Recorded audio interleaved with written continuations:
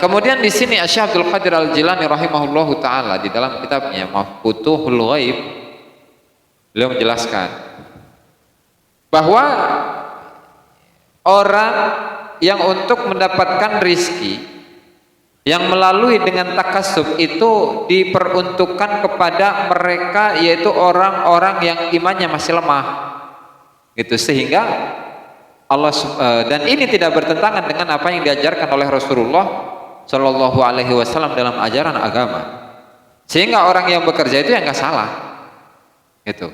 Orang yang bekerja, orang yang mencari uang nggak salah, tetapi ketahuilah bahwasannya orang yang masih bekerja, yang menggantungkan rizkinya kepada pekerjaan, itu adalah mereka golongan-golongan yang lemah menurut imannya, menurut Allah Subhanahu wa ta'ala. Itu pertama.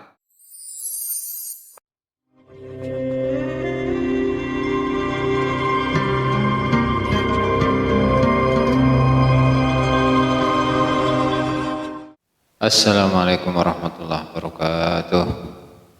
Bismillahirrahmanirrahim. Wassalatu wassalamu ala Rasulillah Muhammad ibn Abdullah wa ala alihi wa sahbihi wa mawalah wa la hawla wa la quwwata illa billah. Nawayna ta'alluma ta'liman wa fil intifa' wa tadhakkura wa tadhkir wa li ifadata wa istifadah wal hatha ala tamassuki bi kitabillahi wa sunnati rasulihi wa du'a ila al-huda wa dalalata ala al-khair ibtigha'a wajhihi wa qurbihi wa thawabihi subhanahu wa ta'ala. Rabbi shrah li sadri wa yassir li amri wahlul 'uqdatan min lisani yafqahu qawli, amma ba'du. Para hadirin hadirat jamaah majlis dzikir Ponpes TKN Al-Mubarak, hafizakumullah wa ra'akumullah. Alhamdulillah, mari kita lanjutkan pengajian kitab Al-Minahus Saniyah Al-Wasiyatil Madbuliyah karya Syekh Abdul Wahab Asy-Sy'arani rahimahullahu ta'ala. Sebelum kita mulai, mari kita hadiahkan Al-Fatihah kepada mu'alliful kitab Syekh Abdul Wahab Asy-Sy'arani, semua ulama, semua guru kita, semua orang tua kita, muslimin muslimat, mu'minin mu'minat ala hadhihi niyah wa ala kulli niyatin salihah wa ala man nawa bihi aslafuna salihun wa ila hadratin nabi Muhammad sallallahu alaihi wasallam. Al-Fatihah. A'udzubillahi minasyaitonir rajim. Bismillahirrahmanirrahim. Alhamdulillahi rabbil alamin arrahmanir rahim maliki yaumiddin iyyaka na'budu wa iyyaka nasta'in ihdinas siratal mustaqim siratal ladzina an'amta 'alaihim ghairil maghdubi 'alaihim waladdallin. Amin.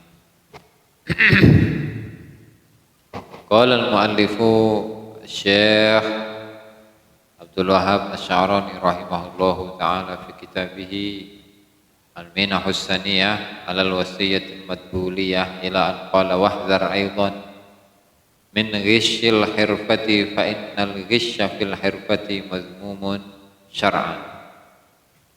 Wa qad rawa Muslimun fi sahihihi an Abi Hurairah anna Nabiyya sallallahu alaihi wasallam marra fi suq ala subrati ta'amin fa adkhala yadahu fiha fanalat balalan faqala ma hadha ya sahib at-ta'am faqala ya Rasulullah asabat hal ma asabathu as-sama qala afala ja'altahu fawqa at-ta'ami hatta yarahu an-nas thumma qala sallallahu alaihi wasallam man ghashana falaysa minna.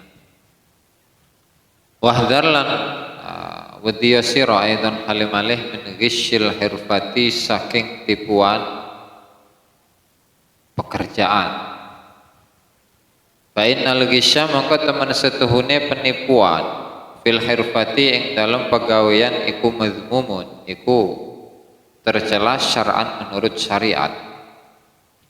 Wa qad rawalan teman-teman ngriwayataken sapa Muslimun Imam Muslim fi sahihihi ing dalam kitab sahihe Imam Muslim an Abi Hurairah, saking Abu Hurairah radhiyallahu taala anhu Anan nabiyya ing temen setuhune Kanjeng Nabi sallallahu alaihi wasallam marra iku lewat sapa Nabi bisuqi ing dalam pasar ala subrati ta'amin ing atase segundukan panganan.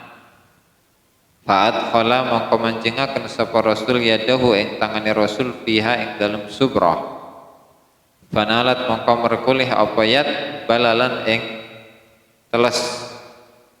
Faqala mongko dawuh sapa Rasul ma hadza ya sahibat ta'am. Ma iku apa hadza utawi iki ya sahibat ta'am wong kang duweni panganan.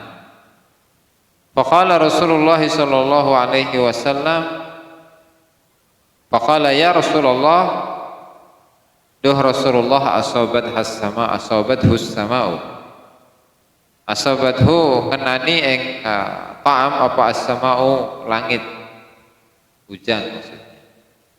Qala afala ja'altahu fawqal ma' qala dawu sapa nabi afala ja'altahu ana ta ora ndadekaken sapa sira ing ta'am fawqat ta'ami atau balal fawqat ta'ami ing dalem sandure panganan hatta yarahu sehingga ningali ing balal sapa annasu manungsa. Summa qala sallallahu alaihi wasallam mongkon nuli dawuh sapa Nabi sallallahu alaihi wasallam man ghasyana man utawi sapane wong ghasyana kang nipu ing kita sapa man falaisa mongko ora ana sapa man iku minna iku saking kita. Wa ma'lumun lan den ket kawruhi apa anna kullu insanin apa temen setuhune saben-saben manungsa iku ya arifu iku weruh sapa insan fi hirfatihi ing dalam pekerjaane insan ma ing barang ya kau kang tumiba apa ma bihi kelawan insan apa at-taqwa ketakwaan wa ma lan barang ya kau kang tumiba apa ma bihi kelawan ma ya kau tumiba apa al-gisyu apa tipuan. Qad ja'alallahu teman-teman dadakan sapa Allah taala ala abda ing hamba aminan ing wong kang terpercaya ala nafsihi ing atas nyawa dhewe ni abad ala fi hirfatihi ing dalam pekerjaane abad fa idza ghasya mongko nalikan ini sapa abad khana mongko khianat sapa abad dinahu ing agamane abad wa nafsahu lan awak dhewe ni abad wan nasa lan ing manungsa ajmain ahalis kabeh. Kaharti ya, kaharti. Can. Pada pertemuan kali ini Syekh Abdul Wahhab Asy'arani rahimahullah itu ingin membahas tentang bahayanya penipuan dalam pekerjaan. Jadi kerja itu merupakan salah satu usaha atau upaya manusia untuk mendapatkan uang atau manfaat.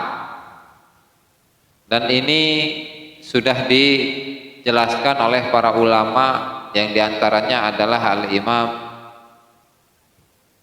siapa itu? Ibnu Khaldun di dalam muqaddimahnya. Di mana orang atau manusia itu bisa mendapatkan uang dengan cara yang berbeda-beda.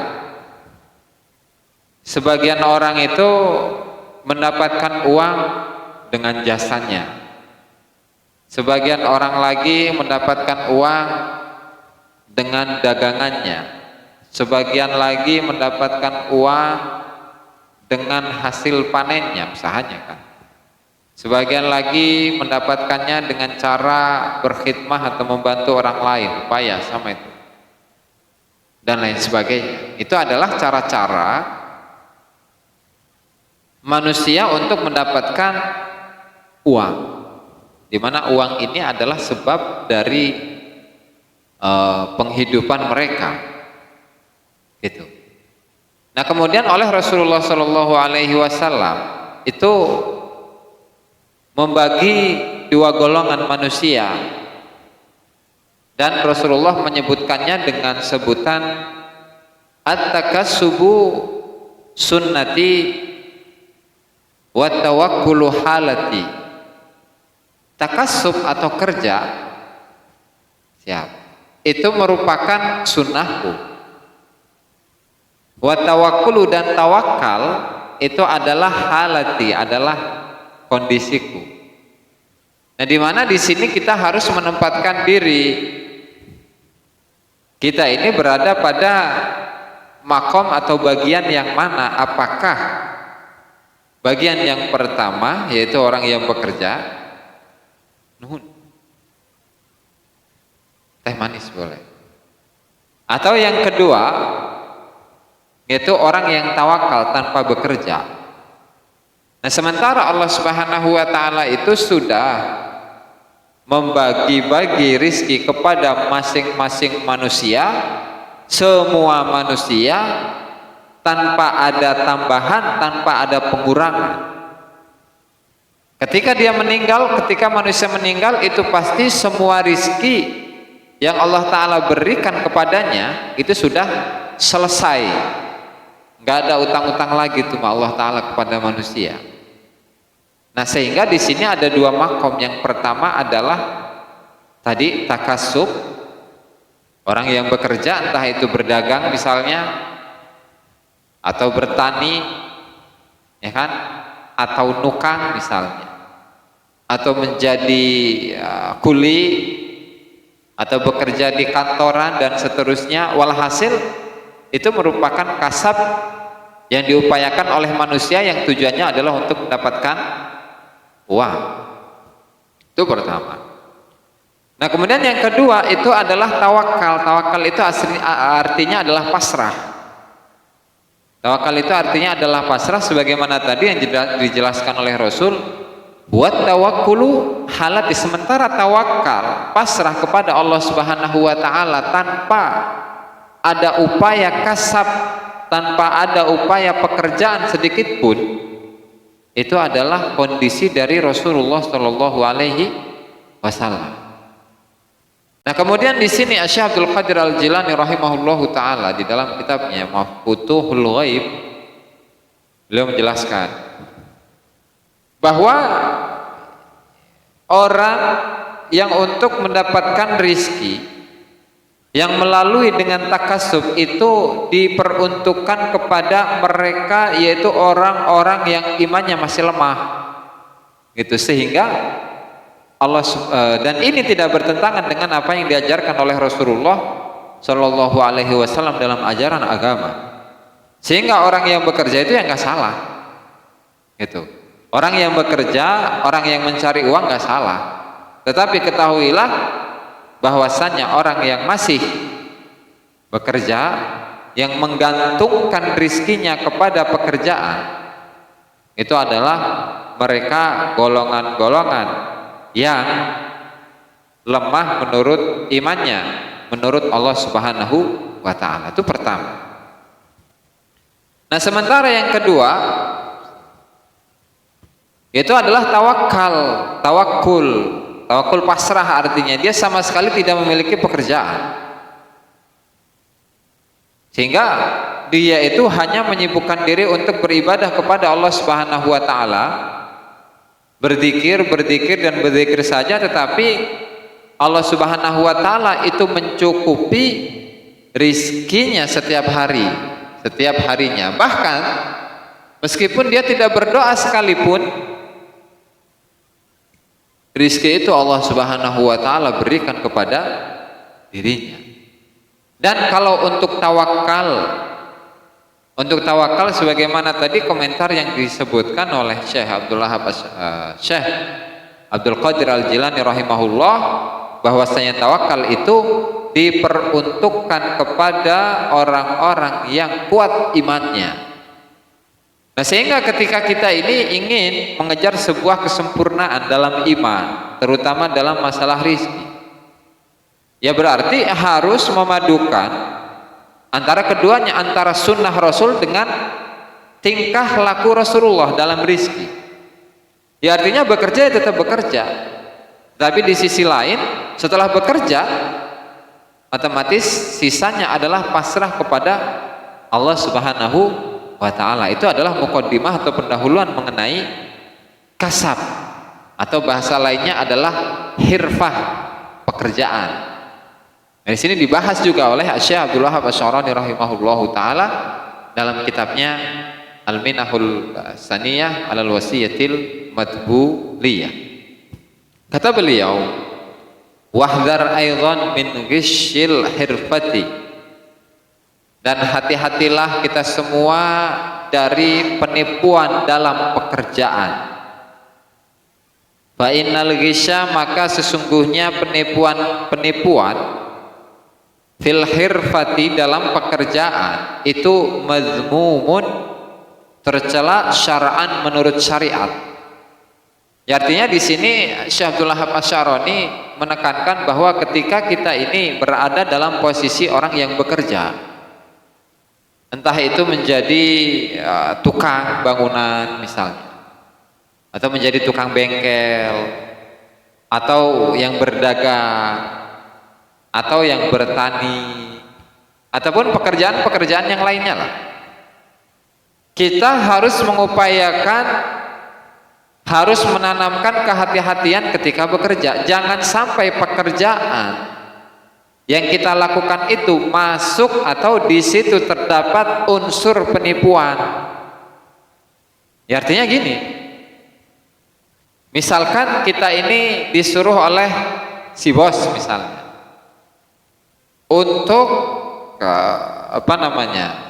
katakanlah dalam sawah ya, sawah. Kita ini disuruh menanam padi 1 petak atau 100 meter atau 1 hektar lah, 1 hektar. Nah, biasanya kalau menanam padi itu kan ada jaraknya antara satu pohon padi dengan pohon yang lainnya, itu ada jarak misalnya berapa, 20 cm, ya kan, dalam 1 hektar ke kanan dan kiri.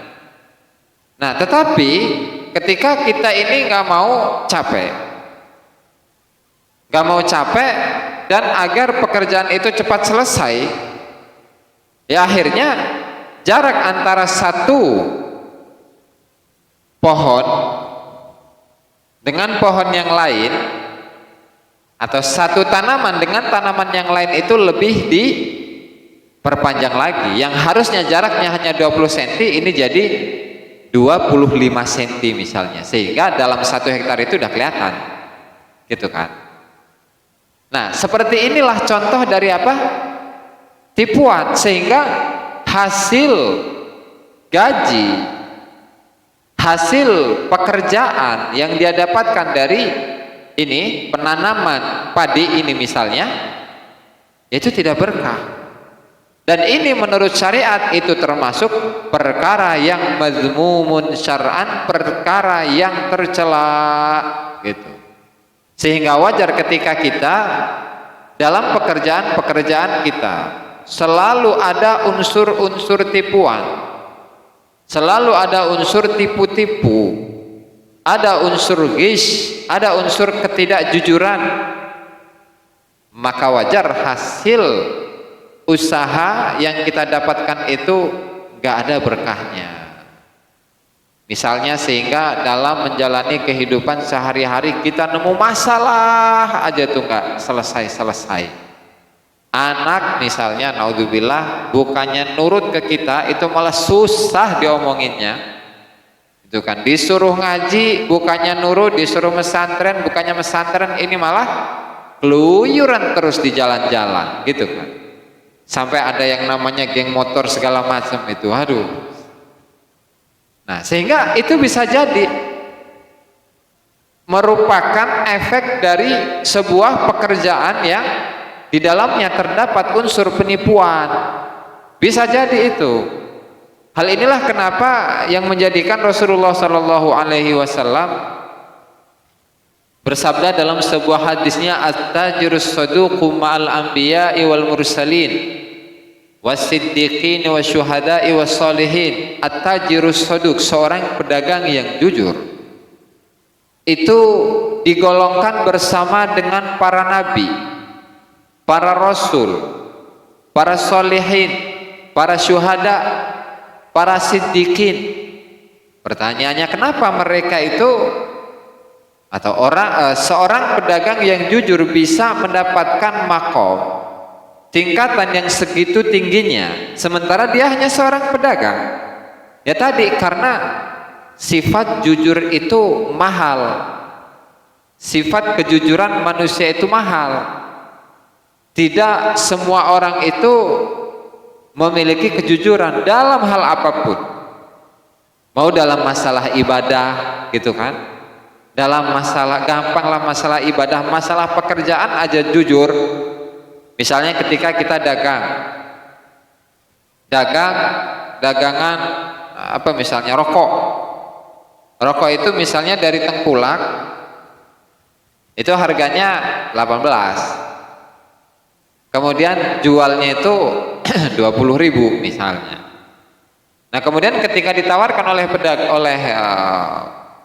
pembeli, calon pembeli, dia ditanya, menawar, wah 20.000 mahal amat, ya udah sih 18, saya mengambilnya cuma 18.000, saya ngambil untung cuma 2.000 gitu.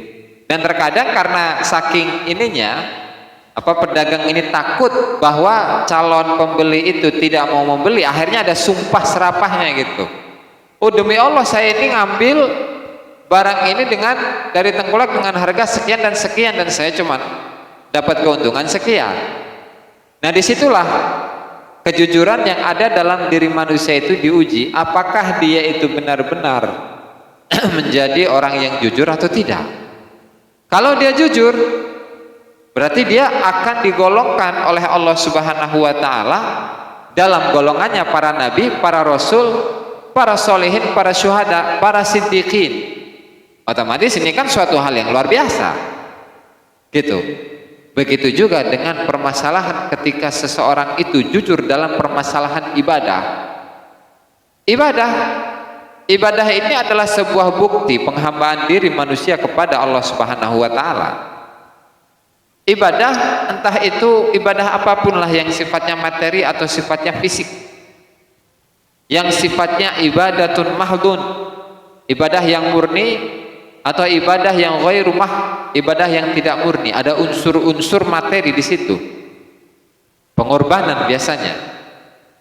Nah ibadah ini kan merupakan salah satu pembuktian bahwa kita ini adalah hambanya Allah Subhanahu wa taala. Ketika berbicara tentang hamba sahaya di hadapan Allah Subhanahu wa taala, layakkah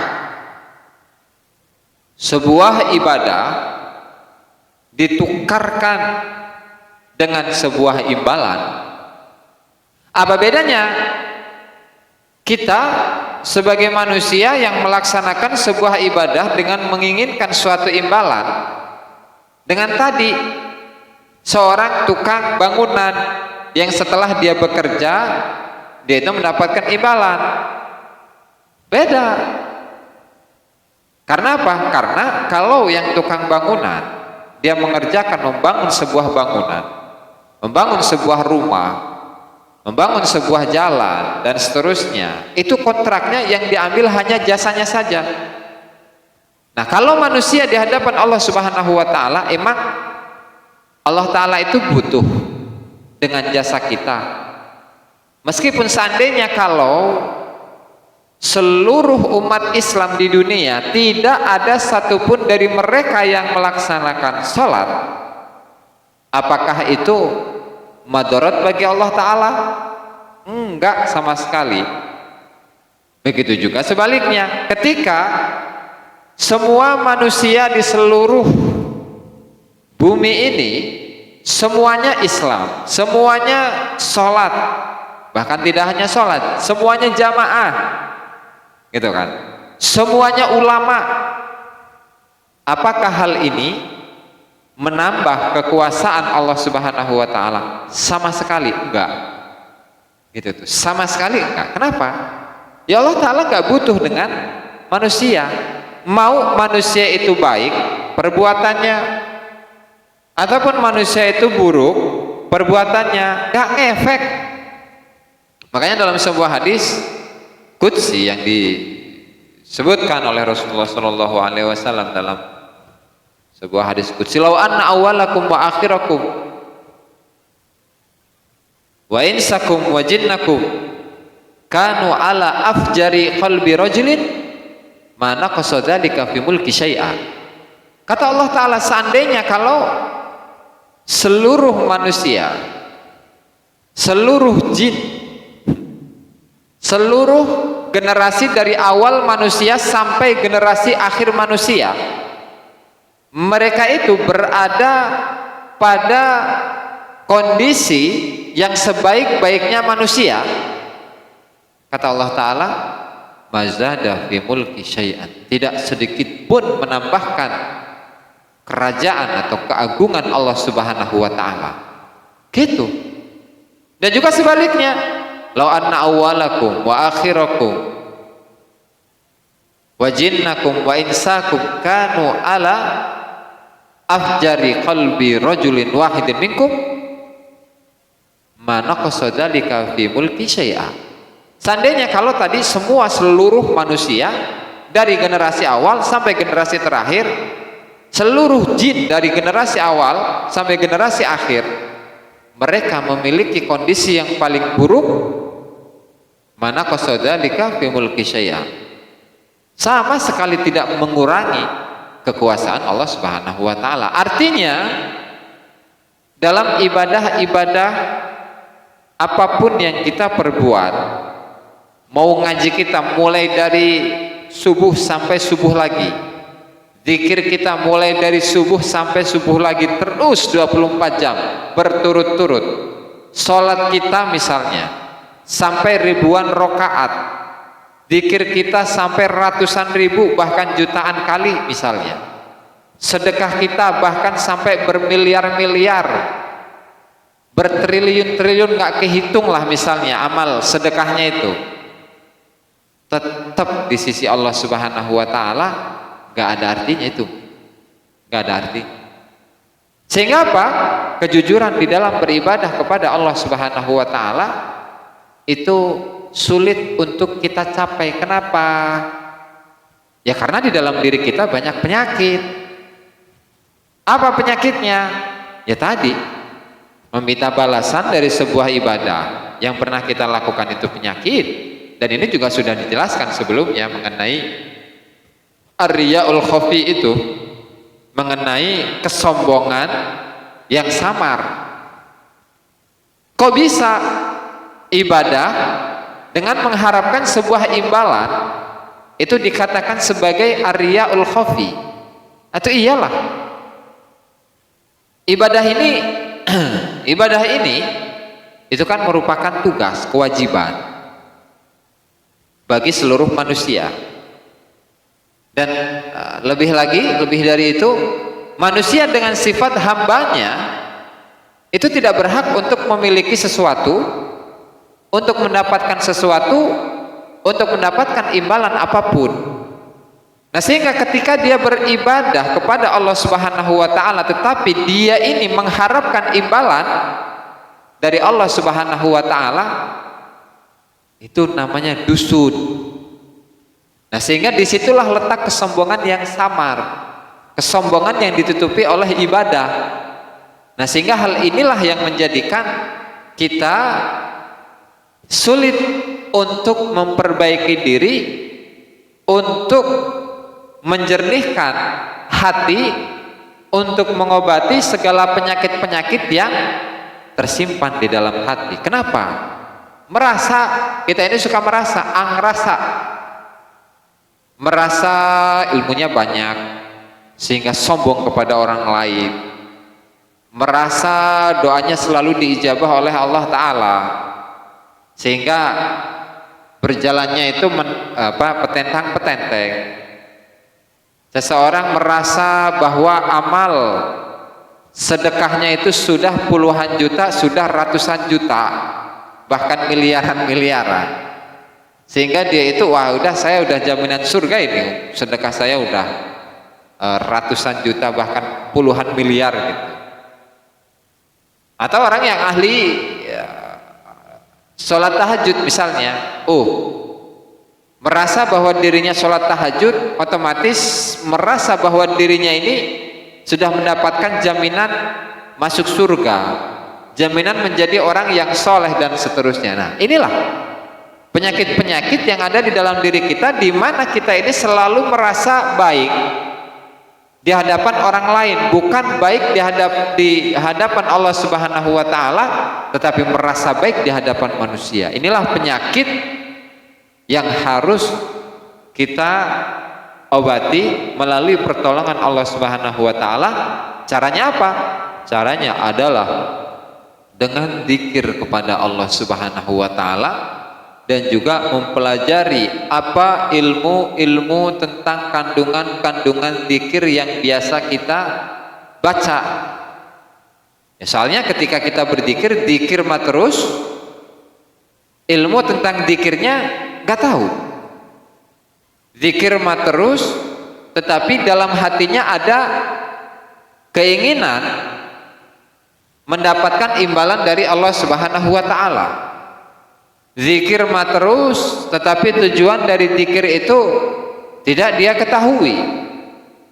Nah, sehingga hal yang seperti ini yang membuat diri kita ini mogok, hatinya nggak bersih-bersih, hatinya atau lubuk hatinya itu tidak terbuka, tidak disingkapkan oleh Allah Subhanahu wa taala, sehingga dalam perbuatan kita selalu jahat, gampang jahat kepada diri sendiri, gampang jahat kepada orang lain, jahat kepada diri sendiri mah iya. Zikir mah zikir terus, tetapi menyakiti hati orang lain pun jalan. Nah, ini kan kita gitu loh. Ini kan kita. Nah, sehingga hal yang seperti ini harus dihindari. Sehingga untuk menghindari ini salah satu caranya adalah tetap berzikir, ditambahi dengan thalabul ilmi, menuntut ilmu. Ilmu apa? Apakah ilmu fikih? Bukan, tentu ilmu tentang zikir itu sendiri, ilmu thariqah, ilmu tasawuf yang memperkenalkan kepada kita bagaimana cara ibadah yang benar, bagaimana mengurusi hati supaya hati ini tidak condong ke sana kemari ketika kita berzikir Allah kepada Allah Subhanahu wa taala. Nah, itu adalah bentuk dari apa? Sebuah kejujuran yang ada dalam diri manusia, di mana kejujuran ini mahal. Kejujuran ini mahal. Nah, makanya dalam hadis yang disebutkan di sini, waqad rawa Muslimun fi sahihihi an Abi Hurairah, di mana Imam Muslim bin Hajjaj An-Nisaburi rahimahullahu taala dalam kitab sahihnya, beliau meriwayatkan sebuah hadis dari Abu Hurairah radhiyallahu taala anhu bahwa pada suatu hari Nabi itu melewati pasar. Nah, jadi Nabi itu masuk pasar juga ya. Nabi itu masuk pasar. Ala subrati ta'amin, dan beliau ini melewati satu gundukan ta'am. Kalau ta'am itu di Arab, arti ta'am itu adalah gandum. Jadi gandum ini adalah bahan untuk membuat roti di sana di Arab. Beliau melewati pasar, kemudian melihat gundukan gandum. Nah, kemudian dicek oleh Rasul, dimasukkanlah tangan beliau ke dalam gundukan itu, ternyata di dalamnya itu terdapat basah. Gandumnya itu basah. Atau kita bayangkan aja sih, kalau misalnya seseorang yang jualan beras, kemudian ternyata di dalam beras ini berasnya basah, otomatis kesini kan nanti jamuran kan, nggak akan bisa dimasak gitu. Begitu juga dengan gandum. Nah, maka setelah Rasulullah mengetahui ini, bahwa di dalam gundukan gandum ini terdapat basah, terdapat gandum yang basah, beliau bertanya kepada pedagang, pedagang, apaan ini? Ma hada ya sahibat ta'am, ini kenapa ini bisa basah ini? Faqala ya Rasulullah asabathu sama. Nah, kata pedagang itu, wahai Rasulullah, itu kehujanan itu semalam. Nah, kata Rasul, qala afala ja'altahu fawqa ta'ami hatta yarahu nas. kok kamu ini tidak menjadikan gandum yang basah itu ditaruh di atas supaya bisa dilihat oleh orang-orang? Tsumma qala Rasulullah, man ghasyana falaysa minna, karena sesungguhnya orang yang suka menipu kita, orang yang suka menipu itu bukanlah dianggap falaysa minna, maka dia tidak termasuk dari umatnya Rasulullah Shallallahu Alaihi Wasallam. Sehingga nih masukan buat kita ini, kita jangan suka tipu-tipu, apalagi tipu-tipu dalam pekerjaan. Yang lebih bahaya lagi, tipu-tipu dalam ibadah. Ibadah mah ibadah, tapi pengen nipu Allah Ta'ala. Ibadahnya ngomongnya lillahi ta'ala, tetapi dibalik ibadah ini pengen imbalan, pengen upah dari Allah Ta'ala. Itu kan sama juga, itu tipu-tipu kepada Allah Subhanahu wa Ta'ala. Nah, sehingga dari sini kita mulai niat yang baik. Nah, dimana kita ini memulai segala sesuatu, baik dalam pekerjaan, baik dalam ibadah ataupun yang lainnya, kita tanamkan sifat jujur ke dalam diri kita. Terlebih lagi bahwa kata Syekh Abdul Wahab Asy'arani rahimahullahu taala, bahwasannya modal utama di dalam menjalani thariqah itu adalah jujur. Jujur kepada siapa? Pertama adalah jujur kepada diri sendiri. Jujur kepada diri sendiri bahwa kita ini lemah, bahwa kita ini bodoh, bahwa kita ini miskin, sehingga yang menguatkan kita adalah Allah, yang mengajari kita adalah Allah, dan yang mengayakan kita adalah Allah Subhanahu wa Ta'ala. Terus, wa ma'lumun anna kulla insanin ya'rifu fi hirfatihi ma yaqa'u bihi taqwa ma yaqa'u bihil ghish, wallahu ta'ala a'lam bisawab. Demikianlah para hadirin hadirat yang dimuliakan Allah Subhanahu wa Ta'ala, pengajian yang dapat saya sampaikan pada malam hari ini mudah-mudahan bermanfaat bagi kita semua, dan semoga kita bisa mengamalkannya sedikit demi sedikit. Wallahul muwaffiq ila aqwamit thoriq. Wassalamualaikum warahmatullahi wabarakatuh.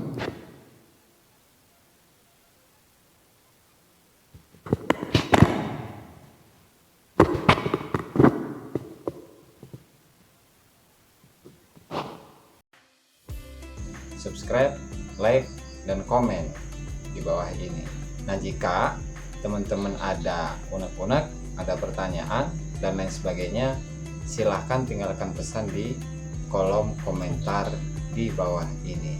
Terima kasih sebelumnya. Assalamualaikum warahmatullahi wabarakatuh.